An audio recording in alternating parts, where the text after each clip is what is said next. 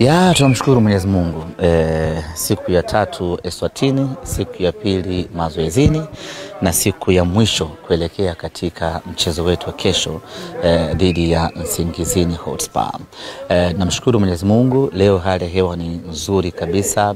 Tangu tumeamka asubuhi mpaka tumekuja kwenye uwanja wa mazoezi majira ya saa 9 kwa saa za hapa, sawa na saa 10 kwa saa za nyumbani Tanzania, ambao ndio utakuwa muda wa mchezo wetu.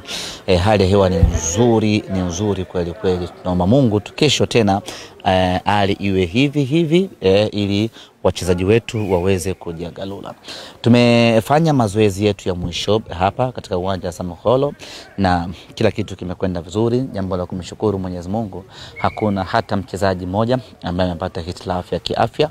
Hii ni kusema ya kwamba wachezaji wetu wote 22 watakuwa sehemu ya mchezo kesho.